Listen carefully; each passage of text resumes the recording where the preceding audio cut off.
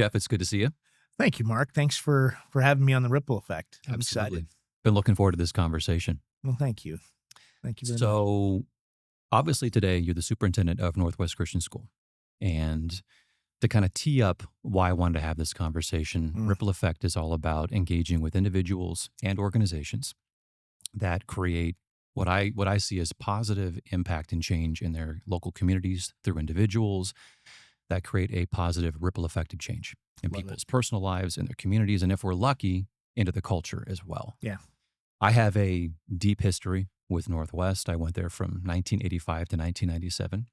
It's had a huge impact on my life. And so sitting down with you today was something I was really looking forward to. And before we jump into the Northwest side of things, I really like to I'm going to interrupt you. We actually have a picture of you up on one of our bulletin boards in the hall. Oh, now we're talking. Yeah. Okay. So we have an alumni in ministry bulletin board. Okay. And front and center, there's Marc Burmich. All right. There. I'll take that. Yeah. The So context you're was really a proud important. son of Northwest All right, Christian. I'll Sir. take it. I just want to make sure my picture was on the wall for the right reasons, but that's good. I'll take it. It is. That's awesome. I love it. Uh, But I really want to get to understand your background too. Like you Mm. leading to be at Northwest is obviously the culmination of the conversation. But I want to learn more about you, your background, what led you to take on this role, and then really get into the Northwest side of things. But you grew up in Iowa, and let's start there. Share as much as you want, but bring us up to speed to today. Yeah. So I've been privileged to, and I mean that word literally, privileged to serve as superintendent of Northwest Christian now for 16 years, which is crazy. I love it. And I always tell folks they could fire me tomorrow. I'm still going to show up on Monday because it's just an amazing journey. But it's also fun for me to reflect back, especially when I talk with students, on how God brought me to this place, because I didn't see it coming. I didn't even see education coming in the headlights as I set my path for life. So I did. I grew up in Iowa and Oklahoma. I love the outdoors. I'm an outdoorsman. So I love fishing. I love hiking. I love just doing all things outdoors, and I love science. And so when I went to change, initially I went to Oral Roberts University in Tulsa, Oklahoma. And then I transferred out to Arizona State University. I never left home. Home left me. So I was going to high school in Tulsa, Oklahoma, and my dad got a job out in Phoenix. So they moved out here, allowed me to finish high school, allowed me to get started in college. But I very quickly realized, wait a minute, if I were to go to ASU, I could graduate debt-free. And so, as I chose my major, I'd always been told, and this is something I always tell kids today, is make sure you study something that you love, that you're passionate about. 100%. And so loving the outdoors, I thought I'm going to study biology, and I loved it. It was great. But in transferring, it's funny, in transferring from Oral Roberts University to Arizona State, I had my preliminary meeting with ASU, and I said, hey, will this transfer? Will this transfer? Will this transfer? And they said, yep. And then I get out here, and it's like, nope. I've heard that story before. Yeah. And so I was like, oh, so long story short, I started writing down all of the advice they gave me in terms of classes and courses. And finally, there was some bad advice they'd given me, but I'd had them write it down. And so as a product of that, they owed me a favor. And so what they did for me was, in order to graduate, they put me in a research project that had to do with, of all things, cockleburrs. And so here I am, a senior at university, and I am studying, in order to graduate, cockleburrs. Xanthium specifically is the scientific name. And I'm going to the lake. I'm collecting hundreds of cocklebur plants. I bring them back to the lab. This was my job. I would cut them open with a razor blade, and there's no easy way to cut open a cocklebur. There's no painless way to do this. So many bloody fingertips later, I'm cutting these seeds open. And then what I would do is I would shine an ultraviolet infrared light down on the cocklebur seeds. And as the plants would germinate, in effect, what we were trying to study, this research project, was there's a growth response in cocklebur plants. And the tobacco lobby, yes, the tobacco lobby paid for a research project in which they thought if they could extract the gene from the cocklebur and put it in tobacco, they could grow. You didn't see this story coming, did you, No, Mark? I didn't. This is great. So You're helping I the tobacco the industry. tobacco This is industry great. at Arizona State University, and again, long story short, I was part of the breakthrough that enabled me to kind of get a little bit of notoriety in terms of science and research And as an what year would this have undergraduate. been? Oh boy, this would have been 91, Okay. 1991. But the research involved, picture this. I'm sitting in a dark room. It had to be completely dark. An infrared light in cockleburs for 4 hours straight. And I thought to myself, where did I go wrong? What what have I done Yeah. that this is I'm getting ready to graduate, and then it around about that same time, my wife was in education, and it was spring break, and the owner of what was at that point the largest private school in the state, Rancho Solano Preparatory Schools, uh, called me and said, "Hey, would you be interested in subbing over spring break?" What was our spring break, but not theirs. And I said, "Yeah, I'll give that a shot. I think that'd be fun." At that point, I would have done anything different than sitting in a dark room with cocklebur plants shining lights. Well, as it turned out, I just absolutely fell in love with it. It was over the course of a week, God used that moment. He used my holy discontent with what I was doing and created this new appetite Mm. to move me into education. And And when you did that subbing for that short period of time, what specifically were you teaching? it was science. Okay. Yeah, and so I think the owner of the school actually had it in her designs that in her mind it was an audition. I didn't realize at the time it was an audition. But she hired me as a full-time teacher, and then eventually I became headmaster of Rancho Solano Preparatory Schools, and I did that up until 2010. And then in 2010, God opened the door. I always knew that my kids would graduate from Northwest Christian. Okay. I had friends and family that were there and had been there, and I saw the impact that alumni are having within the culture, and I thought my kids need to go to. Mhm. Now, how I was going to be headmaster at one school and have my kids graduate from another school, I hadn't quite figured that out, but God did. Right. God knew, and so the door opened, and I walked through it, and here I am today, 16 years later, loving every minute of it. So going back to that transition that took place, what did that look like? How did you make your way to Northwest? Well, it's another interesting story. We were actually the school that I was with, Rancho Solano, was selling itself to a large international uh, educational outfit. And at that time, Northwest Christian approached me. The superintendent at the time, his name was Dave Young, and we Yeah. went to church at Palmcroft Remember Dave? together. Amazing gentleman. And he said, "Hey, Geoff, what would you think? Would you be interested in having a conversation about this?" And I said, "Well, Dave," I said, "I would love to. This is my dream. I absolutely would love it. But we're right in the middle of this sale. And if I were to leave the school, the families and all the people that I'd served for so many years at this other school would see that as a signal that something wasn't right, something wasn't healthy." I said, "The time's just not right." And so I was heartbroken. I said no. And at that point, they brought in another gentleman out of Chicago who was absolutely amazing. Just he's the quintessential school superintendent and dynamic personality, very keen intellect, great guy. I met him and I thought I'd blown it. This guy's going to ride into the sunset at Northwest Christian. I'll never get another run at it. Well, as a matter of fact, as fate would have it, 3 years later, he moved back to Chicago, and the door opened again. And the Lord had used those 3 years to teach me things that were so integral Mm. to what I needed to know in order to be of maximum benefit to Yeah. Northwest Christian. And so in hindsight, I explain these stories to students because God used these different paths, and sometimes within those paths there was adversity. there was disappointment, there was disenfranchisement. Um, and God used those things. Yeah. And they were part of a perfect plan that prepared me for where I am today and prepared me for his perfect purposes.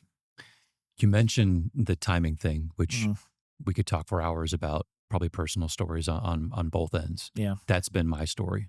Mm, And you talk about sharing that perspective with the students. My wife and I attend Palmcroft Church, mhm. and we work in the high school department, and we get the privilege of working with, seniors and juniors specifically. But trying to convey that to them, like, I know you're in a hurry to get this done and check all these boxes because in your mind, that's success. That's going to be gratification.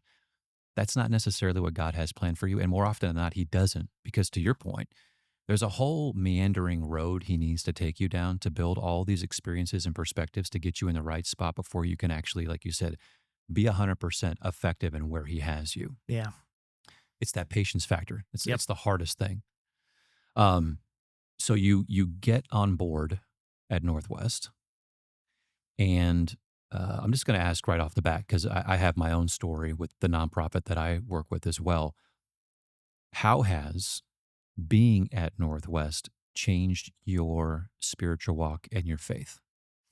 Great question. I went from a school known and established for over 50 years for its rigorous private education, preparatory school.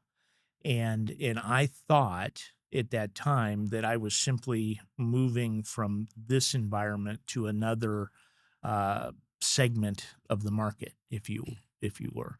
And I look back in that and I think, wow, that was just 16 years ago, but it seems like a lifetime Yeah. ago.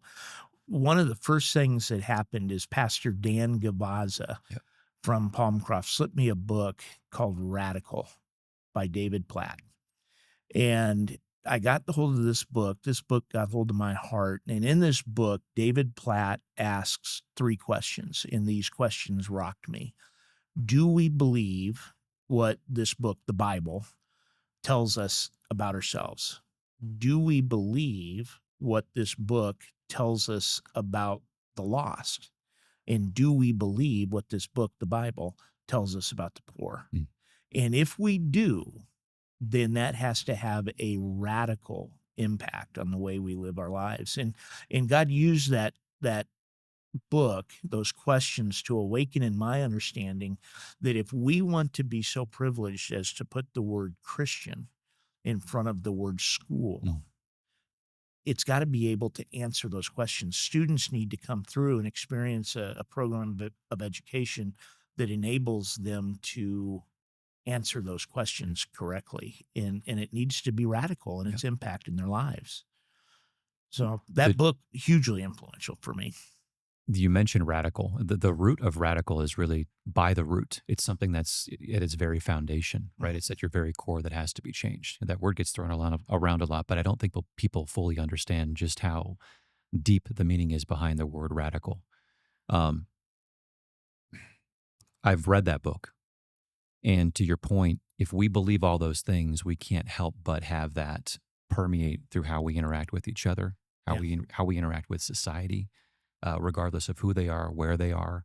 Obviously, we deal with that at Choices, the nonprofit that I run, um, and it permeates out. It's what sets us apart from everybody else. Mm, It's that radical understanding of who is this person and what is their purpose and who created them, and we believe all of these things to be foundational truths. absolutely. Um, so I'm going to go back. I probably should have asked this early on.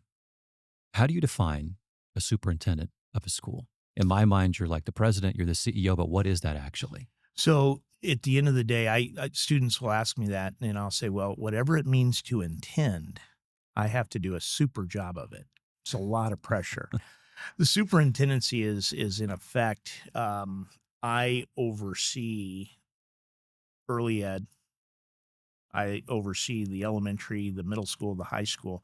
But within a school community, there are so many different moving pieces. You've got the parental community. And within Christian education, we have to realize that in order to affect change in the lives of our students, we really need to make sure that the home, the family, which is the primary uh, source of obligation in God's estimation for education and for biblical worldview. And so we engage not just the students, but we engage the families, Mhm. and then we engage missions, we engage athletics, we engage fine arts, and it's almost completely overwhelming when you think about all the different hats you have to wear, and realize, okay, I've got a hand in all of these things. Um, One of the things that I do is I have what I call celebrity rules. And I'm going to admit something on camera I shouldn't. One of my favorite programs is Seinfeld. Do not watch Seinfeld. It's a terrible, terrible program. I love Seinfeld. Well, it's just the one episode that you'll watch will be the one episode that you shouldn't watch. Right, So of course. yeah, just it's not a recommendation. But what I find unusual about that comedy is Jerry Seinfeld is the least funny member of the cast. 100%. He is surrounded by a cast of Yep. characters that are just absolutely hilarious. And I think that's my Seinfeld rule, is that I don't have to necessarily master every one of these areas, but I need to make sure that I surround myself with a cast of characters that are experts and are better in those areas than I am. And so in effect, that's what a superintendent does. He looks at the different pieces on the chessboard, and he recognizes that everybody that he has the privilege of working with has strengths and weaknesses, things that they do exceptionally well, things that maybe they don't do quite so well. And my responsibility is to make sure that they're placed in the right position Yep. on the chessboard Yep. so that I maximize and exploit their strengths, because that's when they feel maximum Yep. gratification. And then I also want to put them in a position where I minimize their weaknesses. And so it's that constant dance, if you will, of making sure that the pieces are in the right place and that we're covering all the bases in the educational enterprise. That was a really good, articulate description. I love that. Well, There's thank the you. number of rabbit trails I want to go with this. I am going to put you on the spot, though, on the first one. Yeah. Is there one bucket or aspect of your role as superintendent that you enjoy over all the others? There is. Absolutely there is. And it's painfully apparent to me right now, because we've just, we're in our concluding the second week of the school year. And education is interesting. It's a lot like being in the Navy, because when the ship's at sea, it's 24/7. And when the school year is in play, I'll tell you, it is a 24/7 all consuming enterprise. Yeah. But then in education, there's this rhythm of breaks. I mean, in your job, do you get summers off? Do you get 2 weeks off at Christmas? Do you get spring break, fall break, 3-day weekends? And then on top of that, vacation beside. It's education's, we work hard to be sure, but there is a rhythm of Sabbath that it's really nice. But summer is painful because, there's a certain charm in an empty campus Mm, that lasts for about a week and a half. yeah. And then suddenly you're like, oh, bring back the kids. Right. Because you bring back, in today at Northwest Christian, over 1,700 students showed up.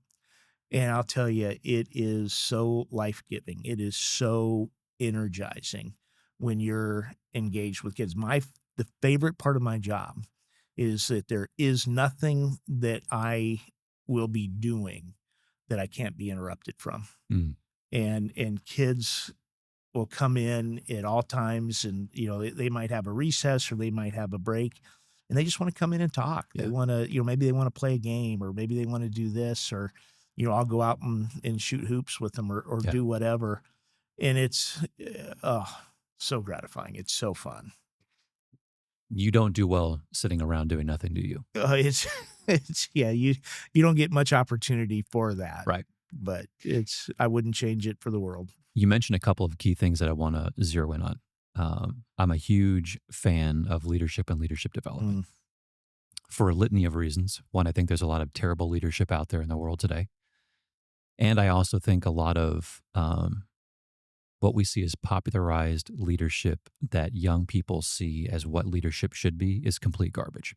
Mm. It's very egocentric. It's very me-focused. And it's all about the individual and what the individual can achieve. And you mentioned something earlier that resonates with me 1,000%. I'm not the smartest person in the organization that I work for, even though I have the moniker of president and CEO. Mm, I don't think the president and CEO should ever be the smartest person in the room. That's a real danger. yeah, Now, we well have the said. responsibility, like you mentioned, to see all of the chess pieces, short term, long term, and put all of these together with all the talent that's been put in front of you and be a good steward of that talent. Hmm. But I completely agree. It's surrounding yourself with individuals that are experts in what they do and then giving them the resources they need to execute at 100% capacity. And like you mentioned, mitigate the weaknesses, give them the resources they need to move forward, give them clear vision, clear direction and the resources, and let them go. And I've found that if you hire the right people, the sky's the limit in what you can get done with that. Absolutely. But it really comes back to understanding it's not about me, it's not about you, it's about the whole team of people working towards a collective vision and goal. Hmm. And that type of leadership is antithetical to what you see in, I'm just going to call out Silicon Valley and a lot of these tech companies, which tend to produce CEOs of the most notoriety, right? And their portfolios continue to grow. And they just bought this yacht, and all of these things that as impressionable young people that I talk to, like that becomes this alluring thing to go after. And you want to tell them all that stuff means nothing. And they likely have left a wake of destruction in their path to get there in terms of how they treat people. That's more often than not the case. It's how you treat people as a leader that I think has the greatest impact. How did you make them feel? How did you treat them? And it speaks volumes about in this case Northwest. It's just to me everything is a top down. If leadership is healthy, the rest of the organization will be healthy. Will it Yeah. ever be perfect? No, but it will be healthy.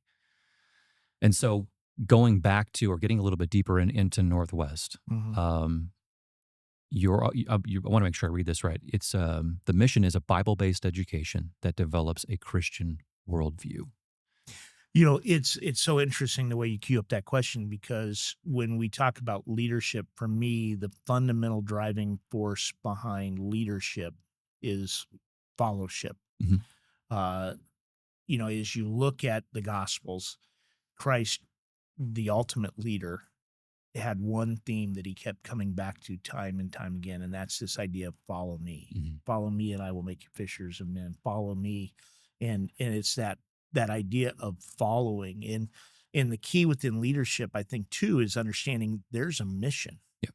that has been appointed. And if you, as the leader, can focus on that mission and set aside all the distractors, all the other pieces that would be tempting in terms of deviation from the mission. And sometimes it's things that I enjoy. Sometimes it's things that are too easy to fall off the track. But if you can focus on that mission, and then if you can give the people you're working with and for a clear perspective of what that mission is and lean into that and then follow Christ towards that mission.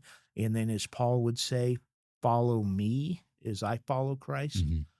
it's unstoppable. The mission of Northwest Christian is to provide a Bible based program of education that enables students to develop a biblical worldview. When I first started at Northwest Christian, I thought, well, that's a little simplistic. It doesn't really speak to, okay, program of education, but what about academic excellence? What about fine arts? What about Mhm. athletics? And I actually had the audacity in the beginning to think maybe we need to expand upon that mission a little bit. But no, again, going back to radical, God got my attention, and specifically one of the things that I've grown in the most is understanding what is biblical worldview. Mhm. And it's this notion of, okay, if that is what we're working to establish in the lives of our students, what does it look like? And so that question has been with me for 15 years. And I think if we there's a lot of things we can do well, and frankly, there's some things we can do poorly. But if we fail in that, we failed in our mission. And so what is biblical worldview? And I always point to a few things. And I think the first thing I point to is something that you and I hold in common very dear, and that's this idea of Imago Dei, helping students to understand that they are created in the image and likeness of God their Father, that they are not accidents, that they are not the product of evolutionary forces and essentially a biochemical cataclysm and Mhm. accident, but they are uniquely created by God their Father for a specific purpose. That their passions, their interests, their abilities, those things that make them enthusiastic about life, the things that get them up in the morning. Psalm 19, it tells us that God gives us the desires of our heart. Yeah. And what does that mean? That effectively means that he has placed within us the things that we desire to do. And when we take those things and we put them on the altar before him, that's the, as you were saying just a moment ago, that's the most It gratifying is. life you can experience. So helping kids to understand, number one, their imago Dei. Number two, helping students to understand that they're part of a bigger story. And we call this the meta narrative of scripture.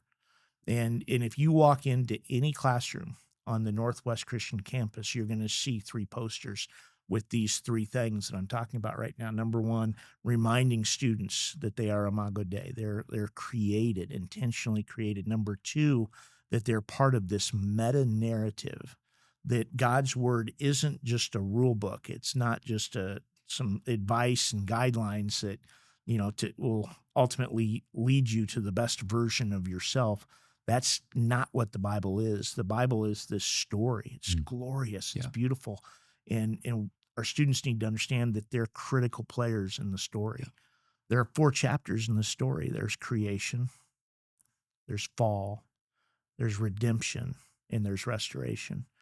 In understanding how those four pieces, those four chapters in the meta narrative of Scripture, how they come together in the life of a kid, how a student comes to fully realize that they are part of the propagation, if you will, the perpetuation of this narrative, is a very fulfilling experience for Mm. kids.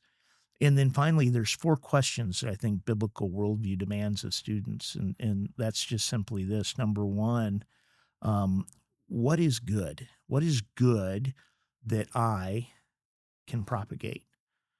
Number two, what is broken in this world that I can fix? What is missing that I can create? And number four, what is evil that I can curb? Mhm.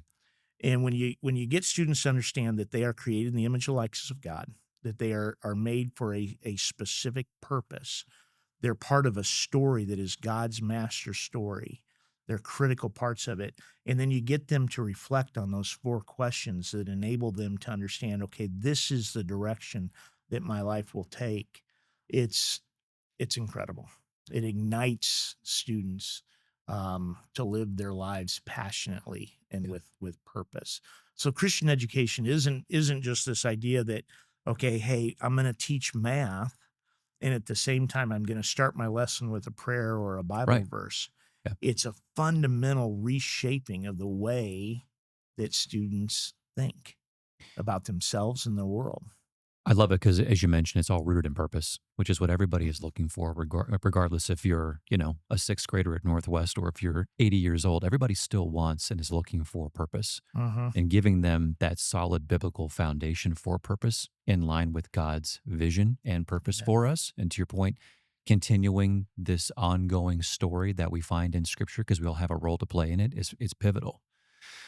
The the biblical worldview that you just articulated, how do you combine that, and what does that look like, I guess, in tangible terms with the academic excellence that I know NCS is known for? And I want to make sure I get this right. Um, NCS is it the only ACSI recognized school? So we are one of 31 exemplary accredited schools according to Cognia and to ACSI, the association. So there are thousands of Christian schools, but we're one of 31 that have achieved this Right. exemplary accreditation piece. And I want to go back to my original question, but can you articulate why that matters to the audience and what that looks like? Yeah, as I think about the purpose of a traditional school, most often you would think about school in the sense of, okay, I'm coming to this institution to better myself. I'm going to accumulate knowledge and experience, and this is in effect going to make me more marketable for a college. That college in turn then is going to make me more marketable to career and to industry and whatnot. That's a traditional school, and there's nothing necessarily wrong with that pursuit, but then again, when you put the word Christian in front of the word school, it changes everything, Yeah. because suddenly the school is not about the student. The school becomes an exercise in which the student realizes that they again are divinely created for a specific purpose, and that is a God glorifying Mm. purpose. Their purpose is to follow Christ, and as they follow Christ, they're going to experience amazing things. So when you take the knowledge base that they're accumulating, and I'll give you some examples.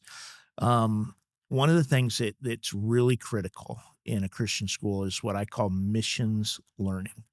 And this idea that, okay, we are accumulating knowledge, we're getting this information, but to what end? Right. And it's this idea of putting our students into the community in a way that they take what they're learning and they apply it and affect change in the culture and in the community. And when that happens, I tell you, we just Dr. Amy Yoder is our English department chair, and she's also Grand Canyon University's first postdoctoral fellow, and she just finished a commissioned research study in which we did something pretty daunting. We used our students as an experimental set, a data set, and we did 4 years of study. We followed a group, a generation, if you will, through high school, and we asked the question: okay, what spiritual formation strategies? What is it that raises the spiritual temperature in the life of a student? Is it chapel? Is it the Bible curriculum? Is it any number of things that we engage? And resoundingly, what the research showed was missions learning. Mm. When students recognize, and again, I'm going to give you some examples. I've got a sign language course. I've got a American Sign Language where students are learning to sign. And what we've done is we've connected them with a school for the deaf in Rwanda, and these students will send sign videos back and forth to each That's other. cool. And in the summer, our students go and engage in it. You call it a mission trip, but it's in effect like a little family reunion, Sure. because they've engaged all year long in video, and then suddenly they get to meet each other. And they're two different cultures. Many of these kids that they're meeting come from Islam and different Yeah. sorts of faith. So it's a largely evangelical enterprise. But these students, they experience, okay, here's what I learned in the classroom. And now I'm seeing the potency of that knowledge applied. Yep. And when you can produce that dynamic in the life of a kid, they don't return to the classroom the same way. Right. And that's the piece that is so critical. So every one of our grade levels, all the way down to our pre-K students, are partnered with a nonprofit ministry, and all the way up through 8th grade. And so essentially, beginning in the very beginning, if you look at, say, a 4-year-old, and you say, okay, how do you teach a 4-year-old to make a difference in the world? Well, the first thing you got to do is ask, what is their world? How do they perceive their world? And so then once you have that perspective, you pick a nonprofit wherein a 4-year-old can serve Hmm. effectively. And over the course then of 8, 9 years, a student engages a couple of things. Number one, their worldview grows, their understanding Yep. of what the world is all about grows. But as it does, the nonprofits that they're working with also grow in their scope and in their mission. And then when they get to high school, there are 40 different nonprofit ministries that are gospel centered, Bible believing. And then at that point, the students can choose any one of their Mm. 4-year journey through high school. They can serve within that regard. Do they stay with the same nonprofit all 4 years, or does it Many of change them each year? do. Okay. Many of them do, because in effect, what happens is they realized, okay, 3rd grade, man, that one I didn't really connect with, but 5th grade, that lit me up. Sure. God made me to do that sort of thing. And so when they get to high school, they tend to try a couple of new things, but they very quickly come back to that thing that God showed Sure. them is what they were made for. So, what I love about that is it's purpose driven. Mm, And I'm a big advocate for always asking the question, define success for me. What does success look mm, like? And you really hit the nail on the head, which is we can give them all the academic knowledge all day long, and they can excel at that all day long. But that without the biblical worldview and without introducing them to the world outside of their universe, i.e., the missions, even whether it's in their own local geography or outside the continental United States, that's really where the two of those come together and you get true success. That's my opinion. yeah. Because those are the individuals that will go on and affect the most change because they have all the elements they need and the perspective and the drive and the passion to go out and improve the world around them, Yeah. which is really what this conversation is all about. Well, I think success, in a word that really does kind of bring it into focus, because in most scholastic environments, success has a definition that again is self Sure. interested. Right. It's very binary. You can check it. It's, put it on a graph and see how you're trending. Yeah, I get it. Absolutely. Biblical worldview says no, success is the greatest good for the greatest number of people. Right. What is the greatest good? And then how do I use my gifts, talents, and Yep. abilities to provide that good for the greatest number of people to the glory of God? So let's talk about expanding the reach of Mhm. Northwest. You guys now have online schooling.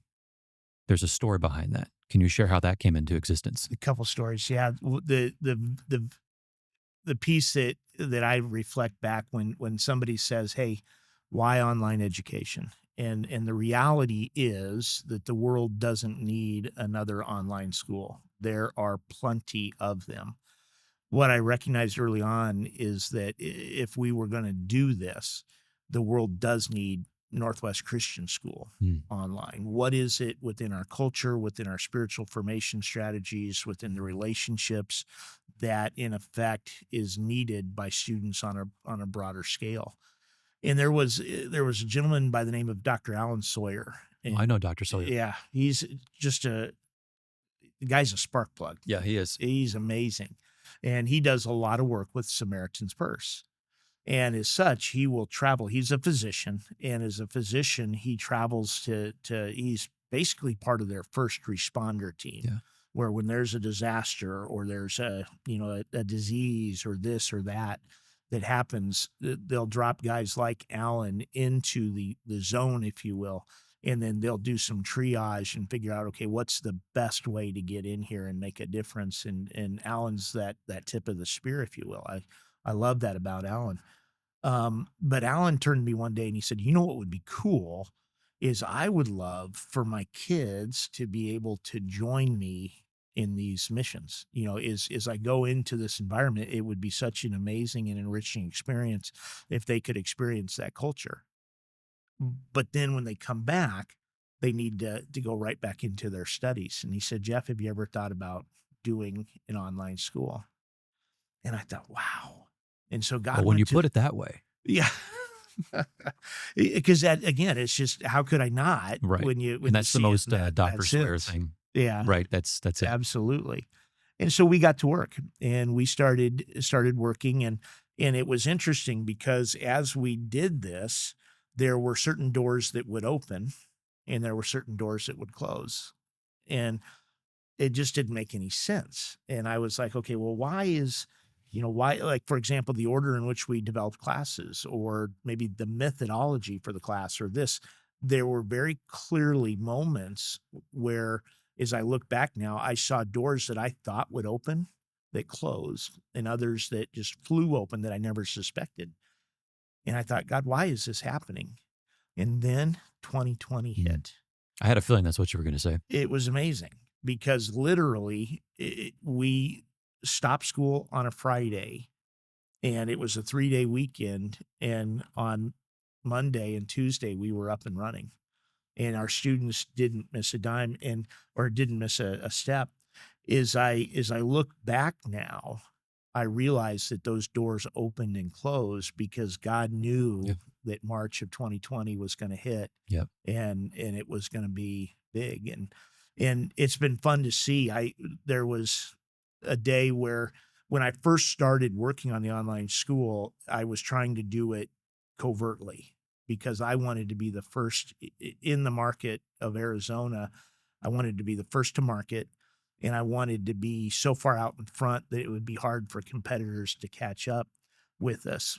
I'm doing this, and suddenly I get a phone call, and it's from Brian Mueller, who is the Yeah, president of GCU.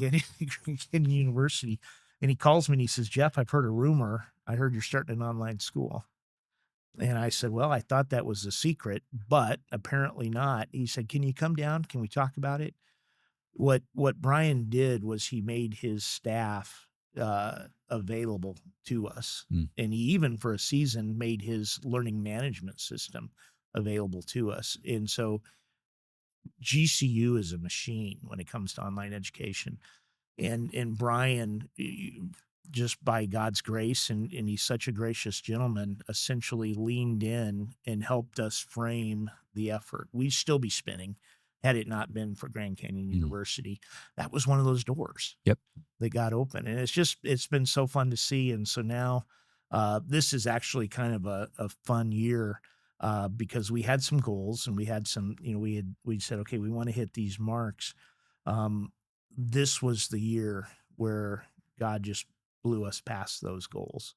And it's been fun to watch. And what's happening in education right now is online is becoming especially if you look at post-secondary, online is huge. Even if you're a ground student, it's very likely the case that you're going to be invested in online education in some form.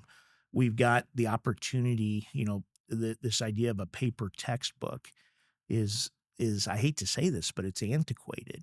What we have now is curriculum that is responsive to the student. Mm. When I get on Amazon and I go shopping, Amazon knows my order history. They know the things that I've looked at. And so they focus my shopping experience uniquely on those things that are true about Geoff Brown. Education should be the same way. We need to be able to focus on the strengths academically and the weaknesses of a student and really come back around those areas where they're struggling and celebrate the things that they're doing well. But we don't have to spend quite so much time. So it gives us the opportunity to really individualize the education for each student. And then it opens up new forums of passion. I've got students that are, it blows me away. In technology, the limiting factor in the classroom is the teacher. Our students are digital natives. Yeah. They know how to do these things. I've got kids at the school. One of the young men he's one of the top 10 Lego engineers in the world right now.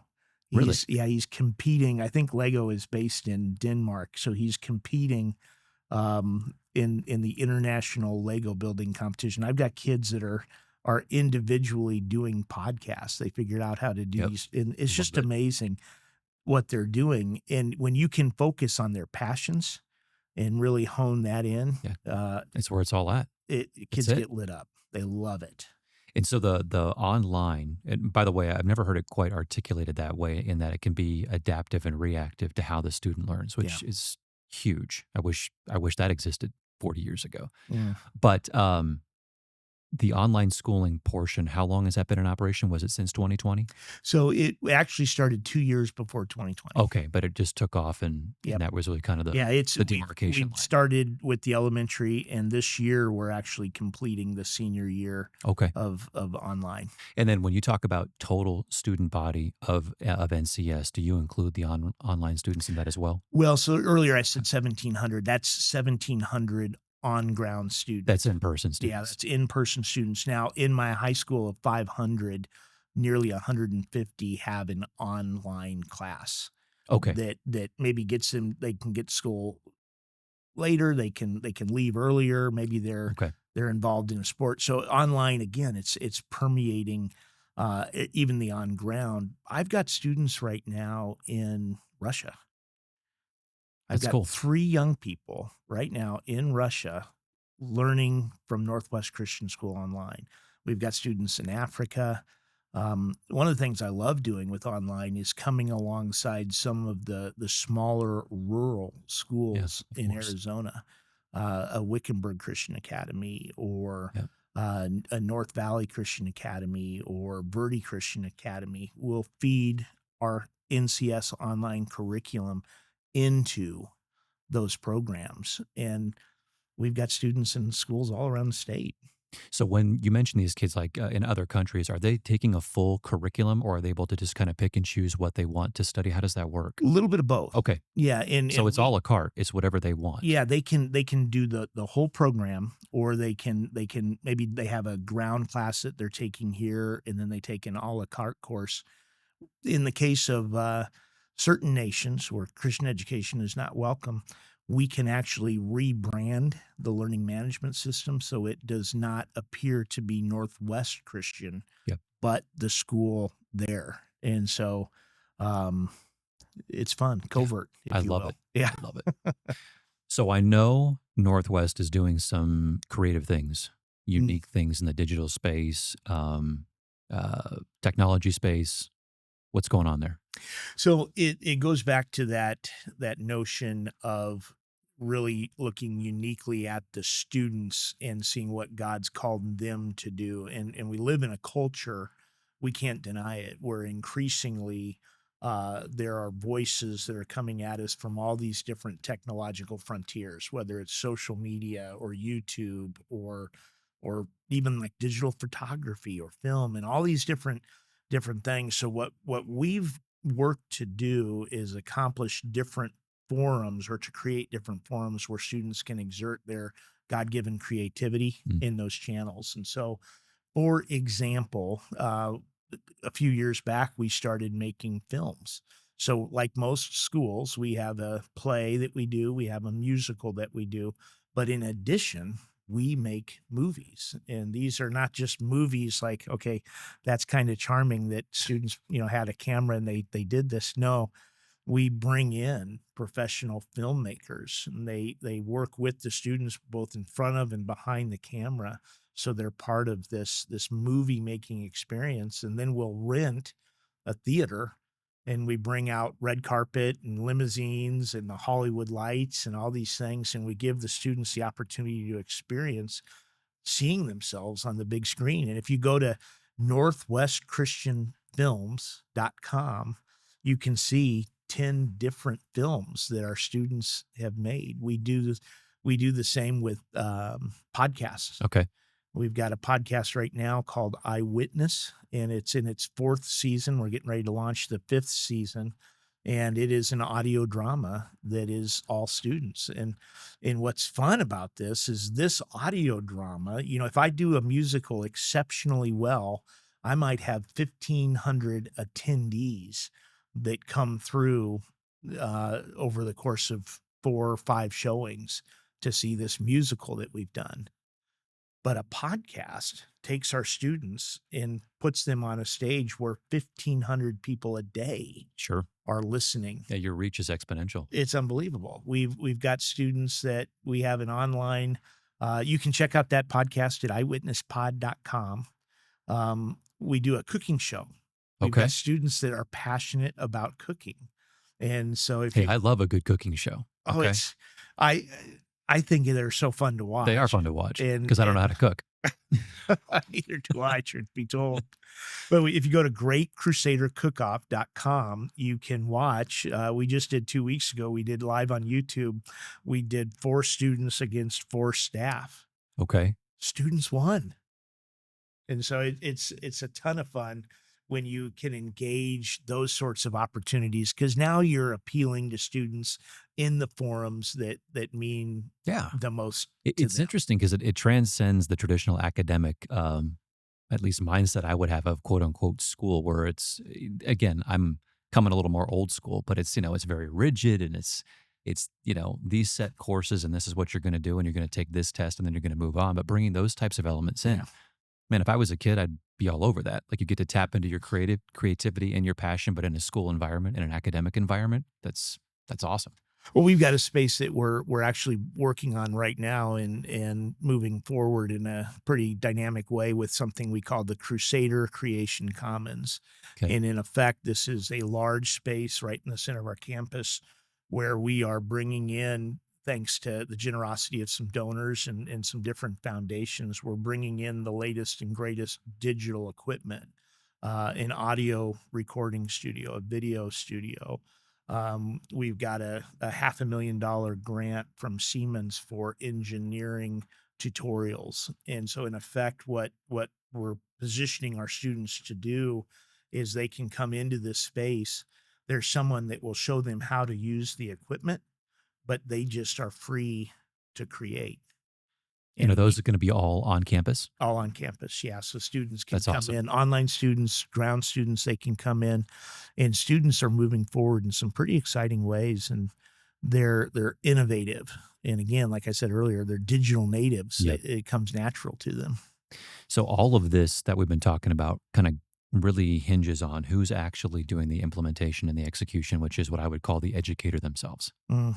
So you as a superintendent, and I guess the whole kind of governing body of the organization, what do you guys look for when you hire and vet educators to come on board and join the NCS family, if you will? Number one thing, and I think it's the most critical thing of all, is anybody will do a job for money. What I'm looking for is those individuals that are already doing the job Mm, just out of their own heart's yeah, desire. And so one of the first questions that I'll ask an applicant is I'll say, "Hey, tell me about your church. yeah, Tell me absolutely. about your investment at church. You want to work with students here, great. Are you doing that now in your church?" Sure. And very rarely will I hire somebody that can answer that question correctly. Yeah. I'm looking for people that are already invested in ministry to students. And then I'm assuming you look at it this way. I don't want to put words in your mouth, but do you look at them as dual educators and disciple makers at the same time? That's what a great question. Absolutely. Because, earlier I talked about Dr. Amy Yoder's spiritual formation study Hmm. with a whole generation of students. And what we found was by and large, the number one factor that ignited students in their passion for learning for God's word and for growing in Christ was this experience they had in an effort called missions learning. The number two thing, though, and I was so floored by this, were the authentic relationships that they formed with our Yeah, faculty. 100%. They were individuals throughout their scholastic experience that invested uniquely in Yeah, them. And so it is education, but also at the same time, it's, that whole idea of discipleship is just walking together it through is. life. It is. I'll segue for a minute. I'll share my personal Mm, story with NCS because it's relevant. And I mentioned at the onset of our conversation, it was one of the drivers for sitting down with you today. The two biggest drivers in my life for where I'm at in my life were my family, my mom and dad, both sets of grandparents, and NCS. We called it NCCS at the time, but NCS. And as an adult, you get perspective. Perspective only comes from experience. Experience takes time. mhm. And growing up, being removed from school all these years, getting married, raising kids, and being in my mid 40s today, you garner perspective on how transformative your time was at Northwest. Mm, And the teachers that we had there, to call them teachers really does it a disservice. They weren't teachers. They really took on a very difficult task of trying to educate people like me. And but they were really about, yes, we've got to do this academic component, absolutely. But to your point, it was more about getting to know us as individuals and pouring into us and just being there for us to talk to. You mentioned early on that the students like to come to talk to you. That's a big tell for me in terms of the comfort level that the kids have with you. mm, And as a leader, your accessibility. So it's very easy for leaders to just come and shut the door and they don't talk to anybody. It's the worst kind of leadership. mm. Accessibility is the best kind of leadership, but as you know, it takes the most amount of time because you get constantly interrupted. But that's also how I would describe the educators that I experienced at Northwest. And I know Mrs. Waymeyer is still there today. I think she may be the only teacher left that was teaching me, and she's still on campus today. Wow. And she perfectly embodies really what I experienced there. And I was not the greatest student when I had her. I think it was government my senior year, my sophomore year, or excuse me, junior and senior year. But I did meet up with her at a homecoming game a few years ago, and I Oh, fun. apologized. And Mrs. Waymeyer, she's like, "Forget about it. I don't care." Apologize. She's like, "I've been to therapy. I've gotten you out of my mind." Um, but it was good to just come back and talk with her and just thank her. I think it's important because of not really the academic impact, not to diminish the work that she's doing, but it's the actual impact that she Yeah. had. I'm going to miss names, but it's Rick Leisure. I mean, I had and if anybody's listening that was at Northwest during the tenure of Rick Leisure knows there was a reason why there was standing room only at his funeral in a building that held 1,300 people. The man his legacy is unbelievable. But I had the privilege of working with those individuals or being taught by those individuals. You mentioned Dave Young, Mark Mhm. Young, Dee Dee Laredo, Mrs. Lombardo, Mrs. James, Mr. Littlefield, I'm going to miss his, What about Frazier? Did you have Sandy I didn't Frazier? have Sandy Frazier, but just a litany of others. I know I'm missing names, but they were just incredible individuals that at Mhm. the time, when you're 15, 16, 17 years old, you don't understand how pivotal it is Yeah. until years later you look back and go, gosh, those are some really amazing people that really poured into me in a huge way. And so just a shout out to all of those individuals, like it had a huge impact on my life and a big a big force in steering my life as well in terms of what I want to do with my life and being involved in a mission today with Choices Pregnancy Centers. Like that's it. That was a huge driver, was that foundational element. Oh, I love hearing that. And that's why I asked the question on the educators. The educators and the people that are in the classrooms, they become the culture. They become what students remember, Yeah. and like we always say at Choices here, the client might not remember everything we said to them, but they're going to remember how we made them feel. And what you've talked about and what my experience has been is there's that feeling of importance, imago Dei, of purpose, and being a part of a larger story. So it's huge. I can't say enough about it. So Yeah. Well, early on, I learned it in Northwest. Kids don't care how much you know until they know how much you care. mm, And I think if you take a look at so many of the teachers, all the teachers that you just mentioned, it's they care. yeah, I mean, what is it that is kept Mrs. Waymeyer in the classroom for so long, especially a Christian school classroom, is simply that is she cares deeply yeah, for her students, and it's irreplaceable in the life of a kid. it is. Now I did hear an anecdotal story that Mrs. Waymeyer referenced me in a Bible study that she gave Oh, a couple really? of years ago. Basically, this is the gist of it. And if she's listening and she wants to correct me, that's great. I'm gonna make sure But she's basically, the premise of the Bible study that she was giving, I think it was a faculty Bible study. Basically, the gist of it is you're going to have kids in your class that are going to make you want to pull your hair out. Don't give up on them. And let me tell you about Mark Burmich. That was listening. basically the Bible study, which I'll take. It was great. You were a Uh, cautionary tale, there you sir. go. But anyway, I got a kick out of that one. Oh. Looking down the road, if God has you at Northwest for another 30 years, if it's another year, what do you see and what do you hope to see as success for that institution? What does long-term success look like for you there? So that what a great question. And as I think about that, one of the qualities of our organization that is really fundamental is our continuous improvement Mm, processes. yeah. And if you go to, I'll mention a website, rowingnotdrifting.com, you'll get a sense of the transparency. Pastor Dan Gavaza at Palmcroft uses this phrase, rowing, not drifting. And so I stole it from him. But it's this idea of focusing in a certain area and not just being carried to and fro by the waves, but really realizing, okay, let's set our sights on this destination and then let's row hard towards it. And to do that, one of the things that we do quite a bit is a lot of data gathering. And Mm, so if you go to this website, what you're going to see is complete transparency about our organization. You will see I do every year an anonymous survey of every employee at the school. And I give them my job description, or I Yeah. give them the 21 traits of an effective administrator. And I say, okay, evaluate me anonymously. Yep. How am I doing? And then I take that and I put it online. So any parent, any student, any employee, any prospective parent can look and see, okay, what do the employees in Northwest Christian think about the leadership, the school's financial performance, our academic performance, the parent survey.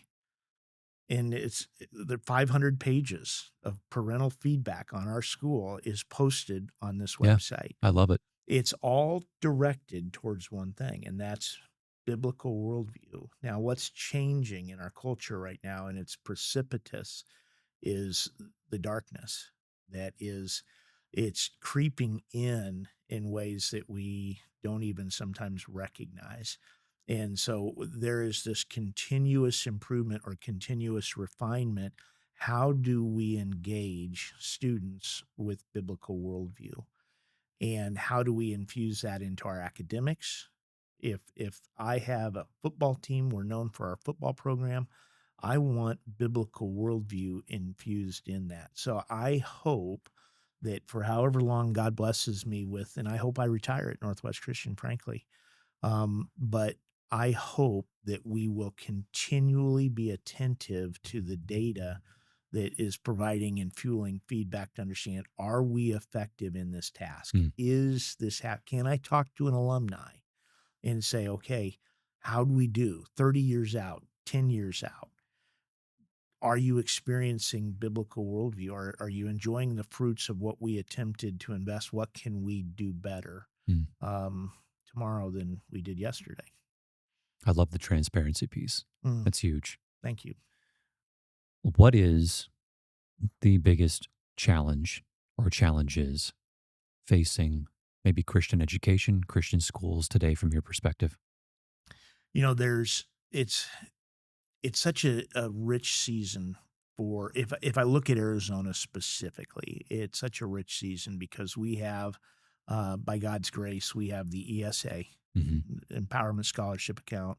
Not only do we have one of the greatest school choice mechanisms in the country, we have two of the greatest. We also have state tuition tax credits. That's right. And so there is literally like there is a whole host of families that don't pay a dime for the education at Northwest Christian School, which is amazing. But what's interesting to me is that as the culture deteriorates, families are deteriorating as well. Yeah. And I'm just going to speak this frankly and boldly.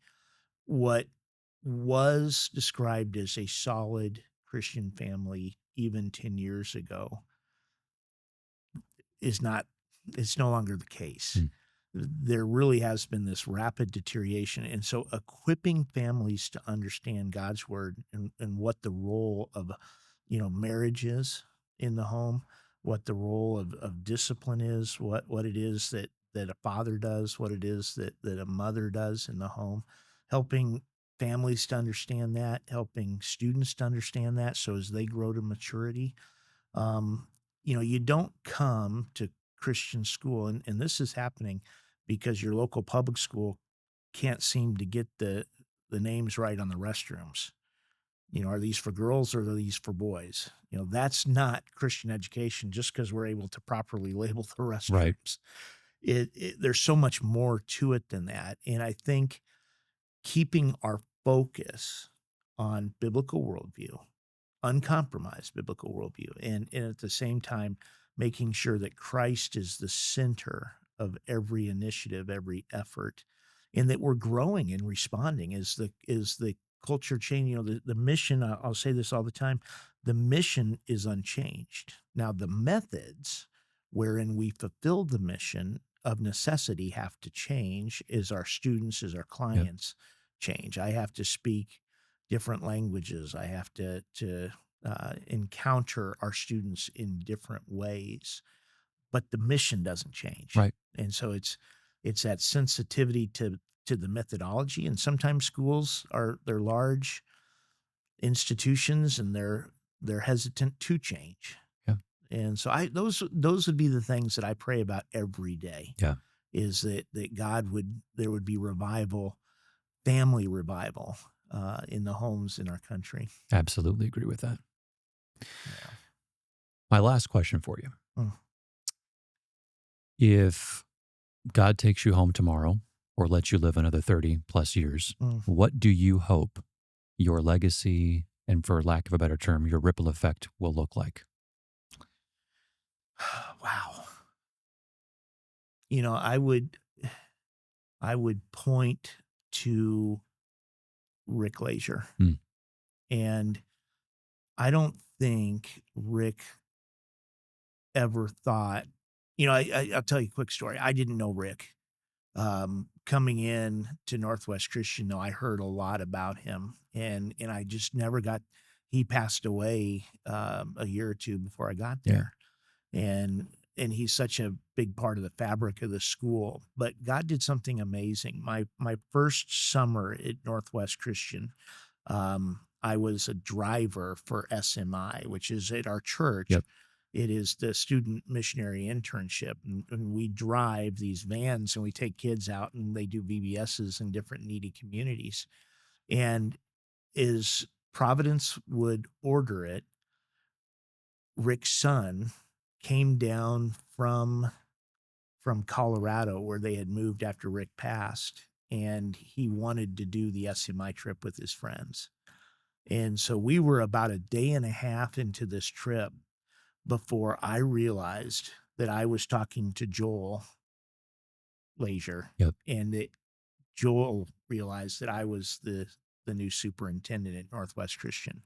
And it was such a sweet time because while I didn't get to know Rick, I got to know Rick in a form. Sure. And I met his son. I spent time with him, and it was just it was a really sweet week of coming to understand what was it so special Yeah. about Rick. I look at that to answer your question because I don't know that Rick ever did anything but love kids. Time and time again, he held the line. He was firm. He said, okay, here's what God's word says. Here's what we're going to do. But every student that he engaged recognized that he cared deeply for them. And that's the impact that filled that room the day of his funeral. I hope that's true of me. I hope that students would say, I don't remember exactly what Mr. Brown showed me or shared with me, but man, he cared about me. Absolutely. I knew that.